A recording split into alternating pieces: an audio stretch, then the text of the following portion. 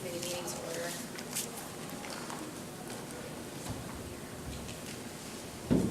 Start with public comment. Again, just to kind of reiterate, Pennridge School Board welcomes public comment according to policy review. Remind everybody of the following: public comment should be limited to 3 minutes, unless otherwise specified by the board, which is to discuss and recognize the presiding officer and their name and municipality. All statements shall be directed to the presiding officer rather than to board members, district employees, or members of the public. The speaker may speak once during each comment period. Please note these sessions are designated for comments. To protect the confidentiality and privacy rights of all members of our community, the board encourages members of the public to direct any comments regarding particular individuals, such as students or district employees, privately to the superintendent or other appropriate administrators or board members, or to communicate with the board and superintendent privately by sending an email to psdschoolboard@pennridge.org. Questions raised and not addressed may be followed up at a later time. Is there any comments? Yes.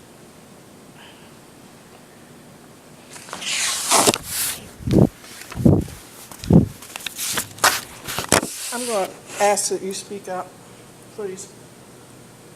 I can barely hear you. I sit on the front row. I have a microphone that barely registers when you speak. Sue Furlong, West Rock Hill Township. I was looking over the policies. The one thing I didn't understand, you were talking about the kids and everything, and I saw where guardians was scratched out. And it just referred to parents and family, reaching out to parents and family. And I thought that scratching out the guardians was a strange thing. I have friends who ended up with their granddaughter, and they raised her for like the first 5 or 6 years of her life. And actually, it was here at Pennridge, and she did have difficulty sometimes getting through to the administration about the child, truly belonging here because she truly resided with them in Pennridge. But I think she ended up as a statistic for homeless because they didn't actually have papers for being guardians, but many people do. I don't understand why the guardian thing got scratched out. I think you might want to reconsider that because, it probably doesn't impact a whole bunch of people, but I think it would impact some people within the district. I'm sorry, I can't remember quite what the policy is. I printed it out and left it at work. But anyway, just look it over and ask your question, why are the guardians scratched out? Thank you. I think it was line 18, parent, Title I, parent and family engagement, possibly. And Yeah, that's it. Yeah. So, we will definitely look at that. Okay. So, any other more public comment? No? Okay. So I'm going to just go right on to review of the school board policies for a second reading. Thank you, Ms. Kildare.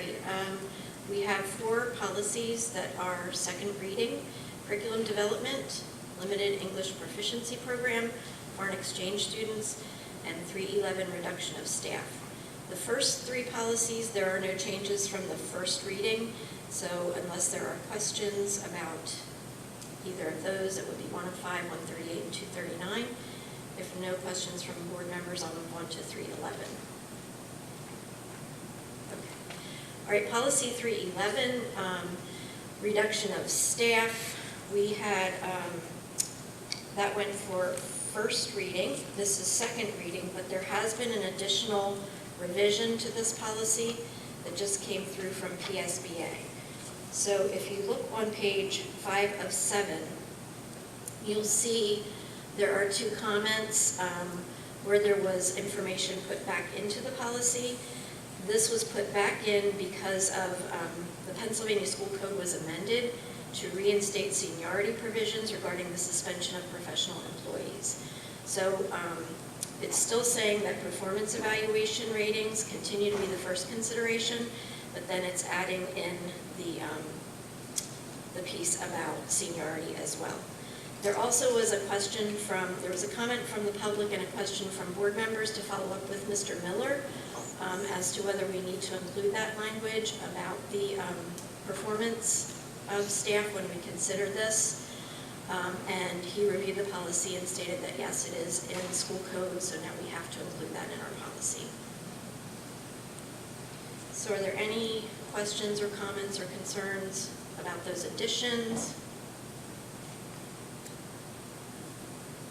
Dr. Boyerka, I do have I'm just looking at this one sentence there on page 5. The language that says, professional employees with the least seniority within each certification area shall be suspended before employees with greater seniority. Is suspended being used in, interchangeably with furloughed? Because to me, suspension indicates one thing. Yeah, this is not disciplinary. This is when we have a furlough of employees, then that's what's considered now.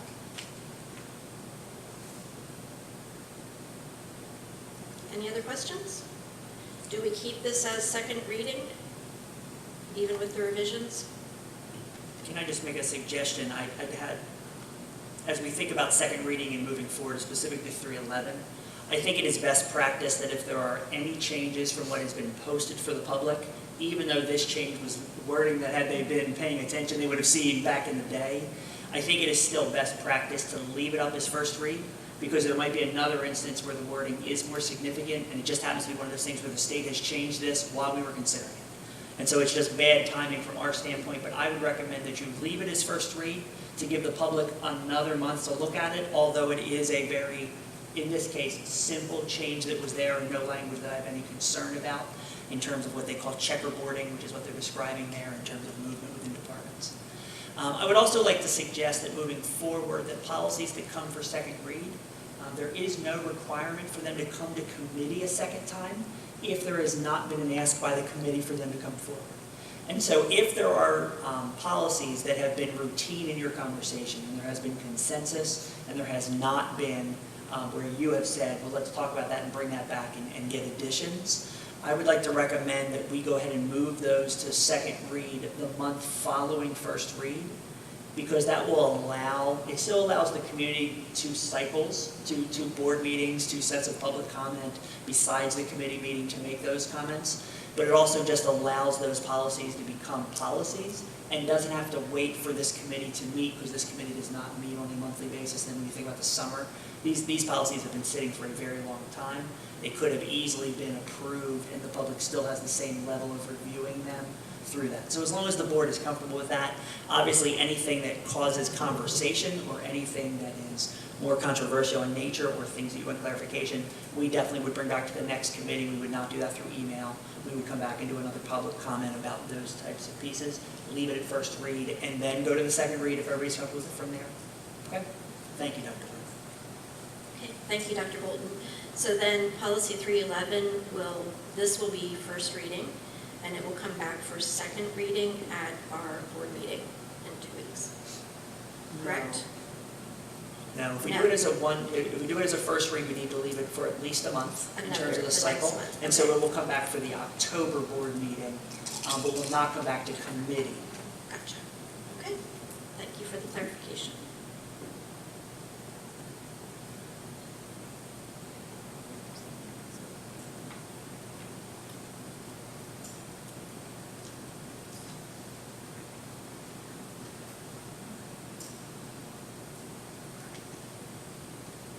All right, now we're going on to review of policies for the first reading. Dr. Erica. Thank you, Ms. Kildare. We have a number of policies, so please bear with me. We'll just go through these. The first one is policy 918, Title I, Parent and Family Engagement. This has pretty significant changes. It was reviewed by our Title I supervisor and Dr. Price. So they were comfortable with the changes. This is where we can discuss, it does change parent and guardian to parent and family engagement. So we can talk about that language if we want to bring that up. And then I know there was a question on page 5 of 10, Ms. Vanis Clemens, item number 8. inviting participation of parents and family members.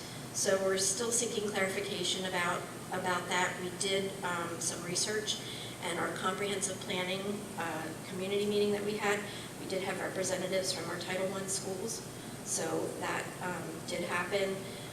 And then they do have the opportunity to provide input about budget.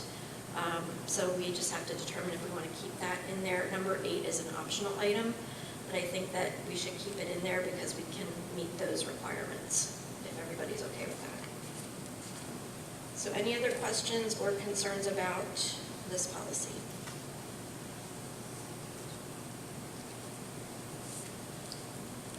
Okay. I will move on to policy 210.1, possession, administration of asthma inhalers and epinephrine auto-injectors. This has some changes. This has been reviewed by our nursing supervisor and myself, so we are comfortable with all of the language in here. Is there any questions from board members? Just a comment, I think this is a good move. There's a lot of students that I know. And this was a concern that came up just the other day amongst parents, so. About self-administration? And being able to have it. Right. Because of big building like this. Yes. Okay, thank you.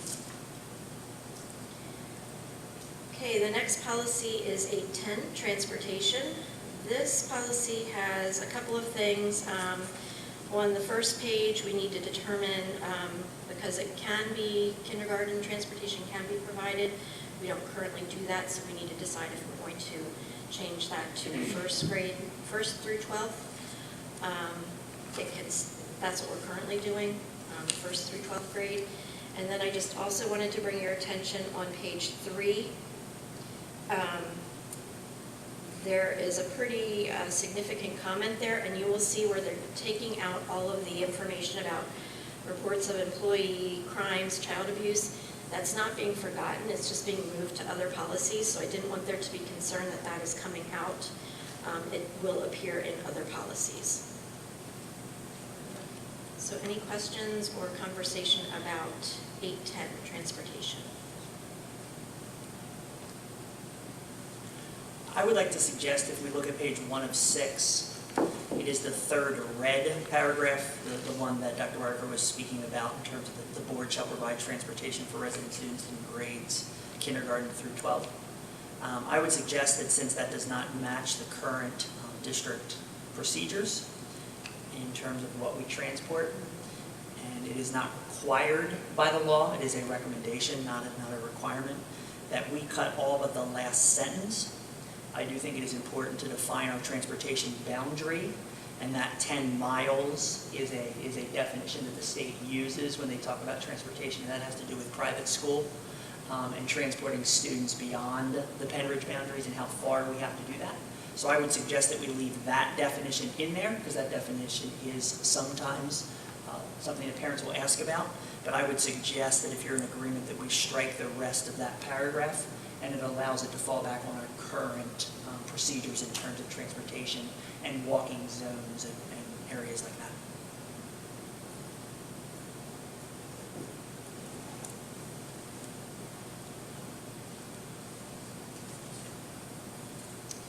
Okay, the next policy is 810.1. This. I'm sorry, Dr. Riker. Are we assuming that silence means that's okay? All right, I just want to know our norms are established. All right, perfect, thank you. Should I go back to first reading then?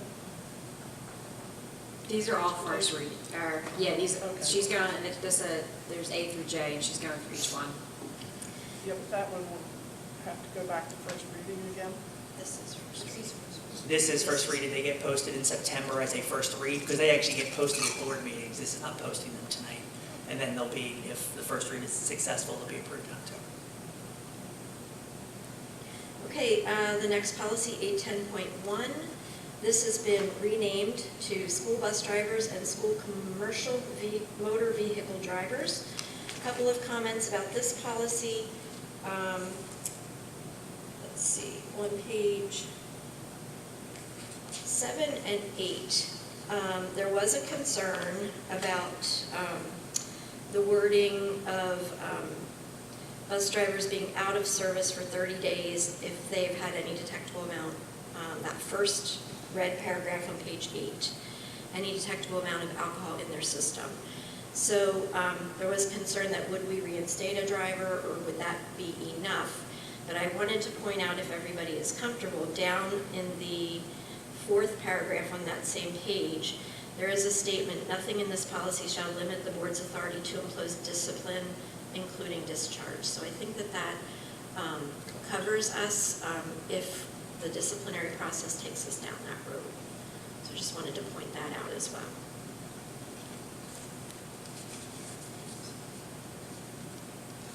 And then on page 10 of 11, there is an item that we just need to designate. We have options. The board designates, and a decision just needs to be made by the directors as to, is it the superintendent, assistant superintendent, director of transportation, director of HR, or another person that we want designated. So we should have some discussion about that so that I can put that language in there. So any preference there? Or Dr. Bolton, do you have a preference? I am very fond of the phrase superintendent or designee, which is not one of the options, so I'll go with other. Okay. And I would plug in superintendent or designee because depending on the policy, that is a different person. Obviously, if they call me about drug and alcohol policies, I would refer them to a different person than if they call me about nutritional services policy. So I think as much as possible, we say superintendent or designee, Okay. and then it falls within the chain of command. Okay. Any other conversation or clarification about this policy? Right. Okay, hearing none, I will move to policy number 818, contracted services personnel. Some changes, well, pretty significant changes, but nothing that I feel needs to be pointed out. This policy was reviewed by Mr. Miller and has his approval. So any questions or conversation about 818? I think one of the things that's important to realize that when you see a policy that has this many changes, one of the first things we do is we compare it to our current practice to simply say, is this going to change what we're currently doing? It does not change what we're currently doing. Because most times we go above and beyond whatever the bare minimum is. So in this case, all of this new language, because it's a lot of red and a lot of underline, is all consistent with what we're currently doing. The only question I had about this one was I think there was a spot in here where it defines volunteer. And in our clearances policy, it also defines volunteer. And I'm just wondering, anytime we define volunteer throughout our policy, should it be consistent? Should we be using the same definition for volunteer no matter what policy it is? And then do we need to make sure that, so then we need to talk about what exactly that should say? Ms. Manis Clemens, I think, unless I missed it in this policy, I think it might be in policy 806, where we talk about child abuse. It talks about volunteers. And you're correct. I looked at our other policies, and we do have another policy that references volunteers. The definition is just a little different. So we can go into that policy and bring that for a revision at one of our next meetings to make it consistent. So which one is the better, which definition is the better definition for, because I think the other, from my perspective, I feel like the definition in the other policy is probably more important because that definition defines whether or not they get clearances or not. Right? So this policy doesn't necessarily have that kind of an impact based on the wording, but the other one does.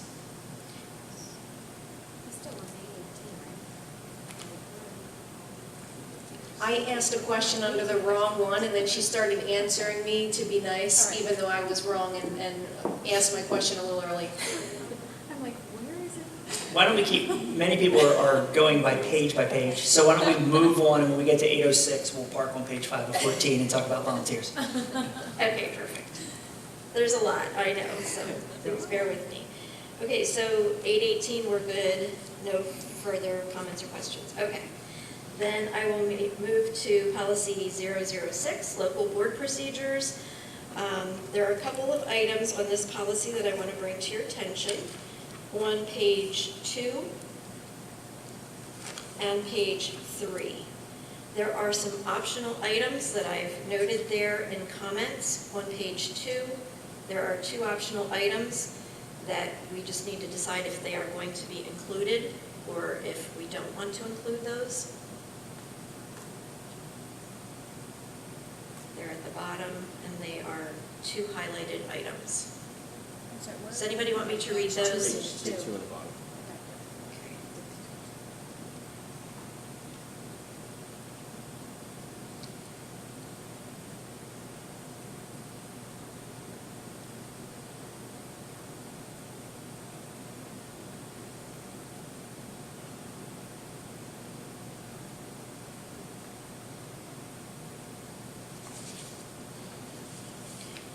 Should we take the first one and see if there are comments or?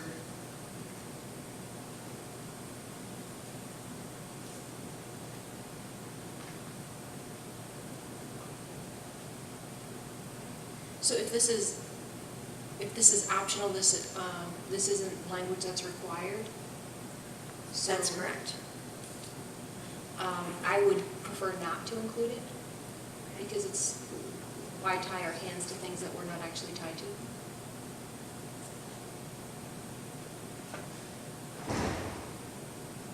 When you say optional, where does it came from, PSBA? PSBA makes the recommendations, but in some of the policies, they provide optional items for discussion as for the school board directors to make a determination if they want to include them. I'm just thinking in an emergency situation, if something happens, I wouldn't want to have to wait a week to take care of it if that's not required. Okay, so the first item we will not include. Okay, and the second item, right underneath.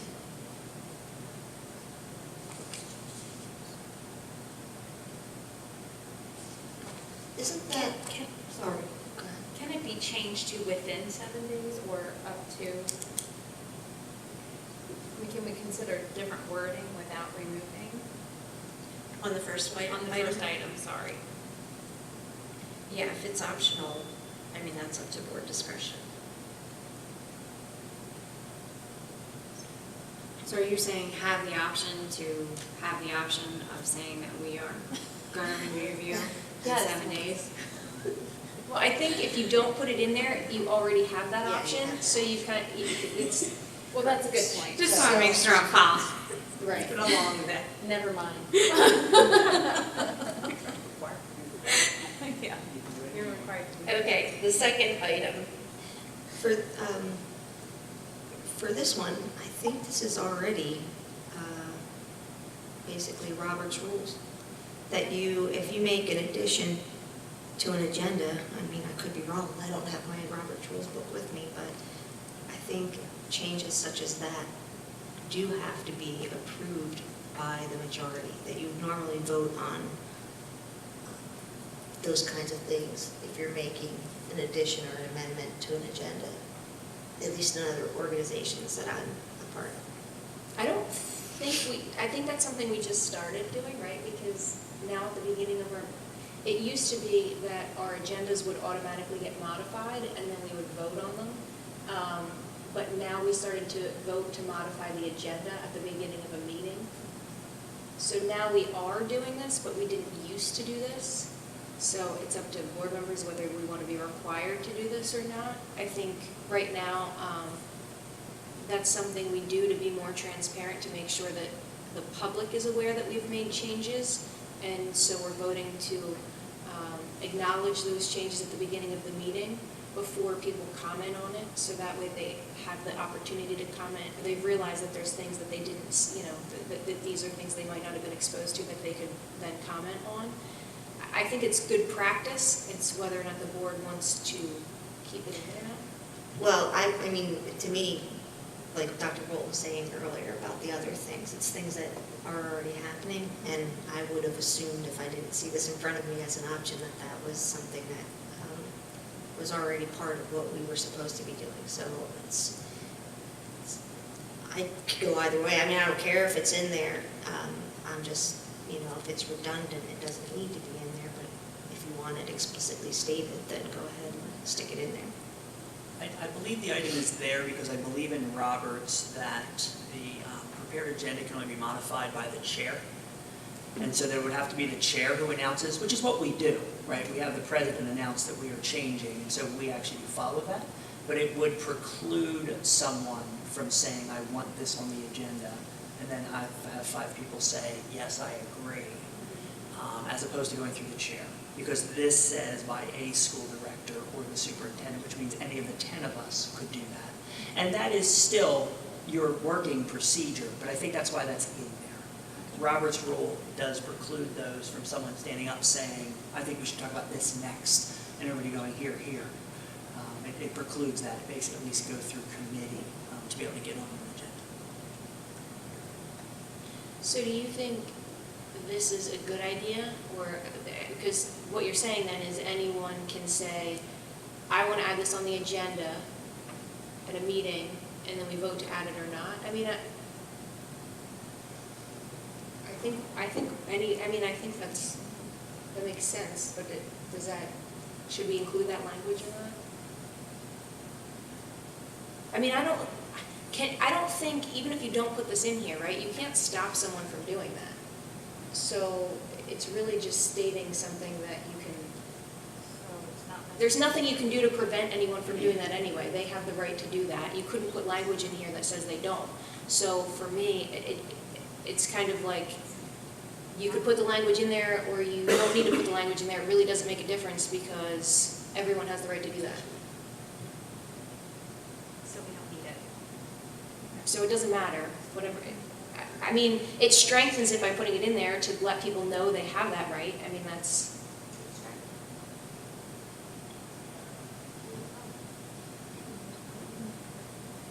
I don't know, what do you guys want to do? I could go either way on it. I understand the point that you're making. But that was a good point that you just said. If it strengthens it, let's go ahead and strengthen it. If it doesn't hurt us it doesn't hurt anything to put it in there. So let's just go ahead and add it. Okay, thank you. And then on page 3 is the final comment, and this has to do with the order of business, our agenda for the meeting. So we just need to have discussion about whether we want to keep it the same. I know, Ms. Banis Clemens, you had some suggestions. If you wanted to share those about what to put in there, or did you want me to summarize that?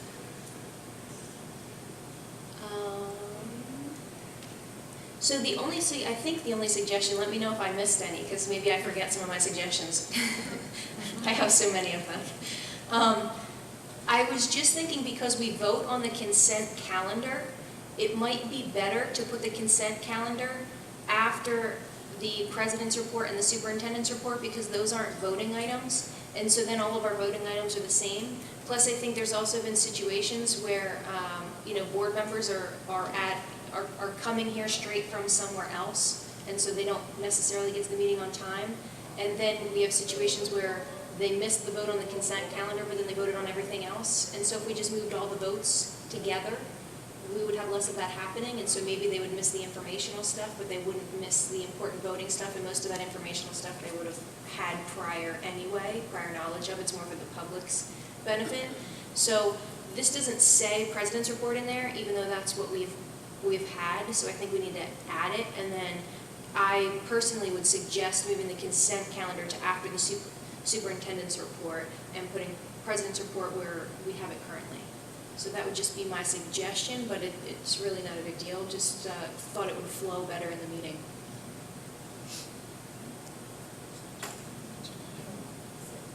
Can you say that all over again? Yeah. Okay, so How would you like it? right now, we do the call to order, we do the Pledge of Allegiance, then we do the roll call, then we do student recognition. My suggestion, and then we do public comment. My suggestion would be that instead of voting on the consent calendar next, we would go straight to the president's report and then the superintendent's report, which currently is what we have directly after the consent calendar, so we would move those up. And this must be outdated because president's report has always been here, but so we just need to add it back in. But my suggestion was we push consent calendar to after the superintendent's report, because those are all informational items. And then the committee reports, that's where we're voting on everything that happens in each committee. So then we're putting the consent calendar and the committee reports all in a row, so all of our votes are in sequential order together, rather than breaking it up with more informational items again. I just thought it made more sense to put all the information than the votes. But it's up to everyone else. And then the other thing that's not on here is new business. We've always had new business. I mean, I think there's been a practice here to not put new business on there so that people don't bring up new business. But the reality is, as you saw earlier in this policy, everyone has the right to bring up new business whether you listed there or not. So you might as well list it there because it really belongs there. So that would be my suggestion too, would be to put new business. And then if people have something they want to add, they can. And that would be placed before old business? Do you do old business first or new business first? Do you do? New business is safe for old business, you know, literally. It's old New business bus- first. That's what I was thinking, because you It's wrap all up done the now? old stuff before you move on to new stuff, right? Yeah. Okay. So it would be committee reports, and then old business, and then new business. And then this lists public comment and then press comment separate. We pretty much do that together, but it's up to everyone. I mean, I don't have a preference, but just bringing that to your attention. I don't know if we need to split that up or put that in as the same thing. I thought they were always the same thing, because they would come up usually and ask the questions during public comment anyway. I mean, I guess sometimes they say comments from sometimes we've said comments from the press afterwards, and usually the press waits until community members speak first, so, I mean, I guess, but it's all in that same comment period, so. Okay, so let me get this straight. It's gonna go public, so it will go public comment, then president's report, then superintendent's report, then consent calendar, then the committee reports, then old business, then new business, public and press comments on the same line, adjournment. Yes. Is this correct? Yeah, I agree with that. I like that. Okay. Okay, thank you.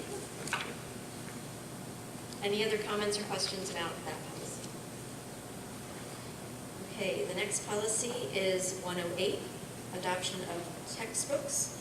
And this is really minor revisions, page 1. So any comments or questions about policy 108?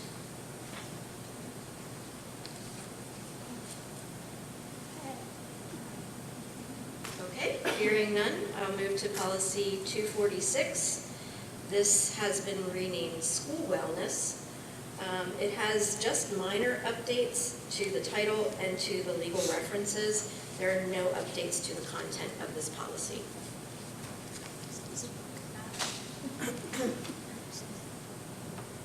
The next policy is 704, maintenance. And again, just minor updates. Really, the only thing are the legal references at the end of the policy that have been updated. And then the last policy is child abuse. There are significant changes to this policy, and this is where we have the volunteer definition on page 5.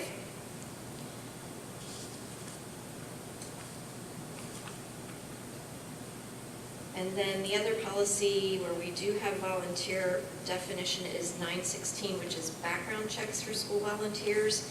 I did check with PSBA today, and policy 916 has not been updated, so we adopted it January of 2016, so this is the most current version of 916, which isn't listed here, but it's the other policy that lists volunteers. So the child abuse definition of volunteer is updated. There is a legal reference there, but I would have to look at that to see if that definition is actually school code. It's number 14 is the reference, so on the back it says 23 PA CSA 6311, but off the top of my head I don't know what that is, so we'd have to look at that language and see where that's coming from. so I can check into that. Do you have the language on 916 in terms of what wording is used there for volunteer? I do. Volunteer shall mean an adult serving in an unpaid position who is responsible for the welfare of a child or having direct contact with children, whether on a regular, irregular, reoccurring, non-reoccurring, frequent, infrequent, or singular basis. So I think that definition was clarified because when that definition came out a couple of years ago, there was confusion about which volunteers needed to have clearances and which ones did not. So I think in the current policy that we're looking at, 806, this new definition is to clarify exactly what they mean by a volunteer. Can you point, I knew where it was before, now I can't find it. Can you point me in the right direction? It's on page 5 of policy 806 at the very bottom. So you mean this definition on page 5 is to clarify the other one? This Or is the other one is to clarify this? the other definition on policy 916 is, this policy is older. This is from 2016. And when they made the changes to the clearance requirements, people were very confused about what a volunteer was. Right. And who really had to have clearances. So they did clarify that language. That's why I was surprised to find out that this policy was not updated. So this volunteer language in here is the most updated definition of a volunteer in the current policy that we're looking at, 806. This one right here on the bottom of page 5 is the Yes, updated one. yes, Well, it goes back to regularly scheduled program, and yes. there could be irregularly scheduled programs, so can we remove the word regularly or no? Well, this is the language that's on the website when you fill out your clearances. So this is, what So- you read is exactly what, because I just did my clearances last night so I can volunteer. And it's exactly what's on their child license today. You might not have to do them all now. This paragraph in 806 matches what you filled out. On their website for child, yeah. Okay, but then that would infer then that a volunteer may not be an integral part of the word regularly is a concern for me, because there could be a volunteer for an irregularly scheduled program. I think it just means if you're coming in for the purpose of, you're here for reading support. It doesn't necessarily I tie get you to worried the time. I get worried maybe. about the, So I think, the legalities of it. Yeah. right, Is what I'm saying. so it looks, I think we need two different words, basically, right? We need a word for this requirement, and then the other people who aren't regularly volunteering, what can we call, you know what I mean? I think legally we need two different definitions, because if we're requiring clearances for volunteers, then people who are volunteering but don't meet that criteria don't actually count as volunteers and don't require clearances, right? So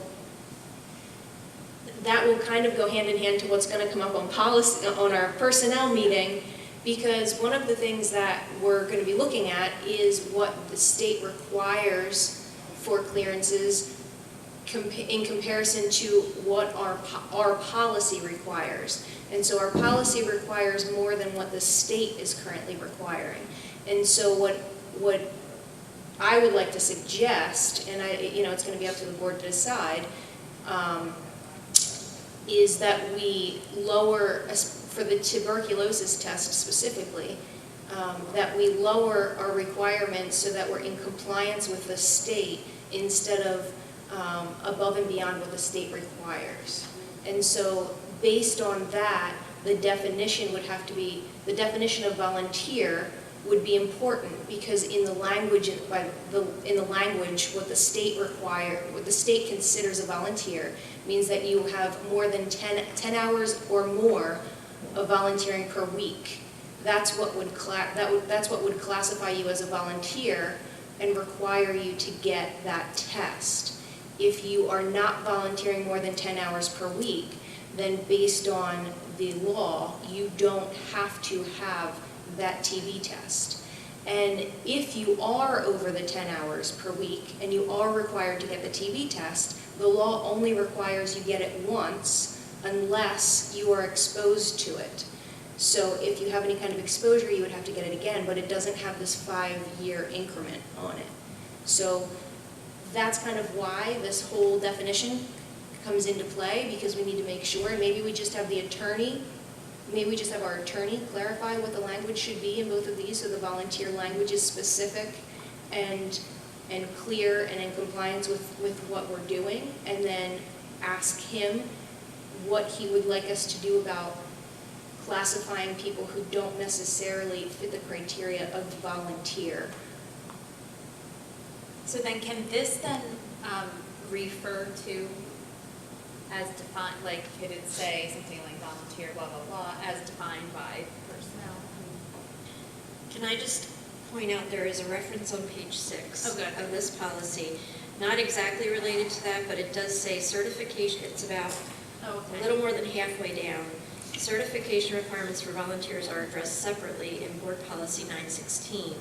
which is the policy where I just read that other definition of volunteer.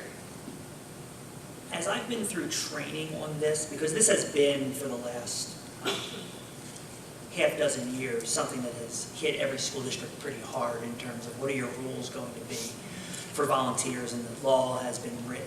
The two pieces they have repeatedly talked about that are in this definition with one exception of a word is they talk about regular contact, and so that's that regular schedule, and that has always been defined to me as those people who are routinely in your schools.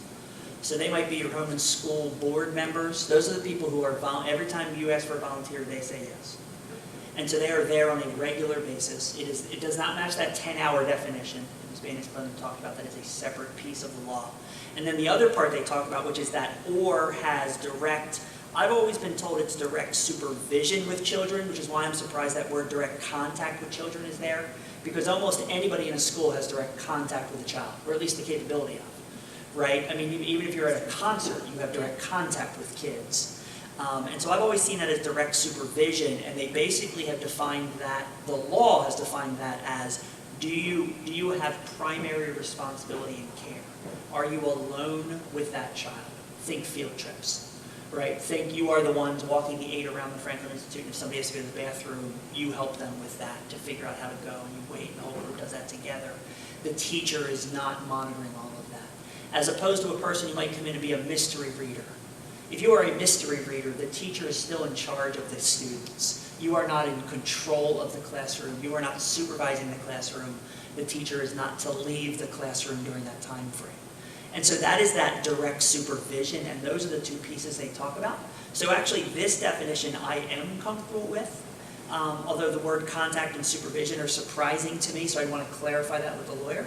My guess is because that reference little 14 is there, is that language comes right out of the statute, which means I think we need to be very careful before we mess with a word to make sure that it's not, that we're allowed to mess with it. So I do think we need to go back to Mr. Miller with those questions. And I believe that we ought to consider that and then look at policy 916 to see whether we ought to adjust policy 916, because I'm surprised the state hasn't adjusted to make them the same. That if they've done this one, my guess is 916 is coming, because they define the same term a little differently in those two policies. And so that's a concern, but that's where we are right now in terms of their recommendations. I would suggest that we interact with this language, make sure Mr. Miller is comfortable with that, and then we will have to have a conversation when we get to personnel in terms of what does that mean for us in clearances, right? And because that's then procedural in terms of what we choose to do. That's not policy. The policy doesn't have to change for the second conversation. And so I'd recommend, if you're comfortable with that we go back to Mr. Miller, talk about that word contact, see whether we have an option to make that, whether that word is appropriate or not, and then check the statute and then recommend that for first reading. Thank you, Dr. Bolton. So this policy, after we get clarification, will go back for first reading. Okay. All right, well, I want to make sure, is the committee, the board, comfortable that if this wording is right out of the statute and Mr. Miller says, no, that's the wording we're going to use, that we put it on the board agenda for first read on September, that we don't bring it back to committee? because there is no other content that we've questioned about this. So as long as he's comfortable with that, but if he's got a substantive change, then we come back to committee, we want to do that through email. We'll let you know what he thought, but we will discuss it publicly at a committee meeting. Okay? Thank you.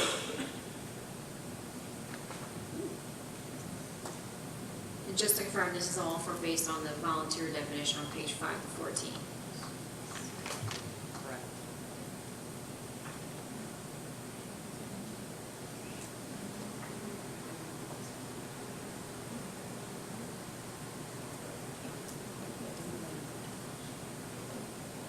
Okay, and then the last, number 4 on the agenda, policy, these are just informational items, these do not need approval, but just for your information, there were some errors in our numbering, so we're just correcting those number errors so that they match the PSBA numbering system for those 2 policies.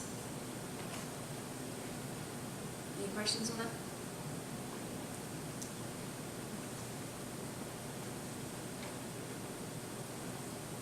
All right, so we're back at public comment. Any public comments?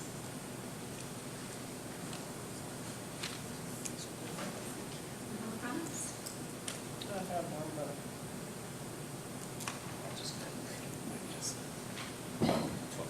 You've lost the will.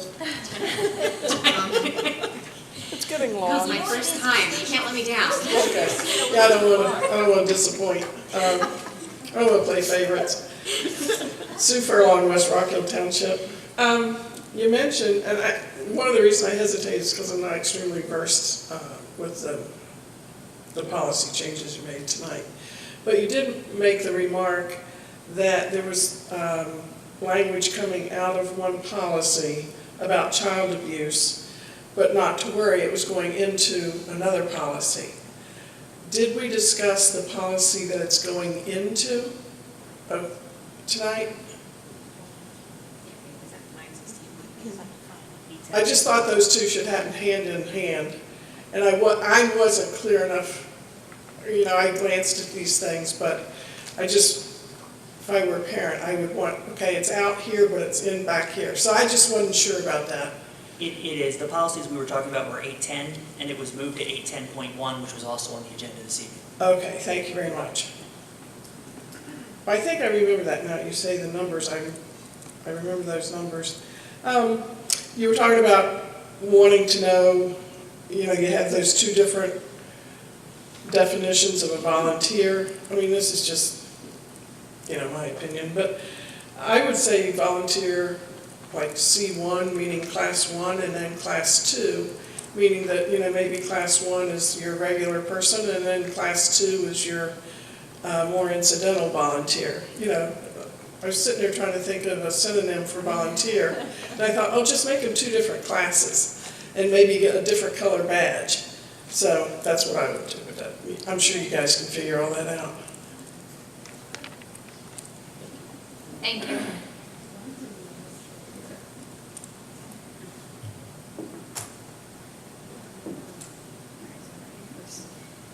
If anybody else have any comments, if not?